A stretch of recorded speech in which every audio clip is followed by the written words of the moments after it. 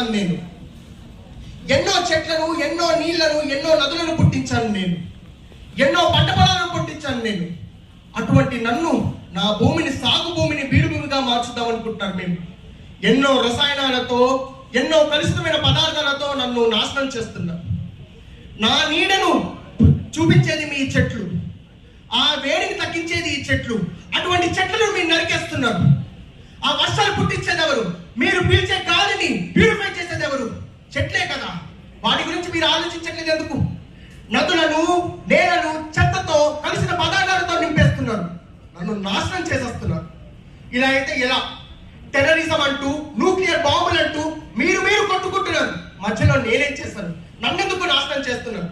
నా చుట్టూ రేడియేషన్తో నింపేస్తున్నారు. చివరికి నేను కూడా మీలాగా మాస్క్ వేసుకోవాల్సిన పరిస్థితికి తెచ్చుకుంటున్నాను. ఇలా అయితే ఎలా? ఇలా అవ్వదు కదా. నా రోదనని ఎవరికి చెప్పుకోవాలి? మిమ్మల్ని అందరినీ నా కన్న బిడ్డల్లాగా భావించాను.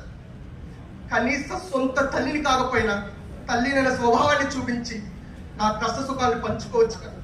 నన్ను కూడా బాగు చేయొచ్చు కదా. ఆనాడు అశోకుడే చెప్పాడు, చెట్లను నాటండి, చెట్లను నాటితే భావితరాలు బాగుపడతాయన్నారు. ఈరోజు ఎన్నో టెక్నాలజీలు, ఎంతో గొప్ప గొప్ప చదువులు చదువుతున్నారు. కాస్తైన ఇంకిత జ్ఞానంతో నన్ను బాగు చేయాలన్న మనస్తత్వం కలగలేదన్న. చెప్పండి. ఆఖరికి వేరే గ్రహాలకు వెళ్ళి అక్కడ నీరుందా లేదో చూస్తున్నారు, అక్కడ మనం జీవించగలుగుతామా లేదో చూస్తున్నారు. అంటే చివరికి ఇక్కడ మనుగడ సాగింపలేదని అనుకుంటున్నారు. కాబట్టి దయచేసి 2 చేతులు జోడించి మరి విజ్ఞప్తి చేస్తున్నాను. మీ బాగోగులతో పాటు నన్ను కూడా చూసుకోండి. నేను బాగుంటేనే మీరు బాగుంటారు. నీరుని, గాలిని, నేలని కాపాడండి ప్లీజ్.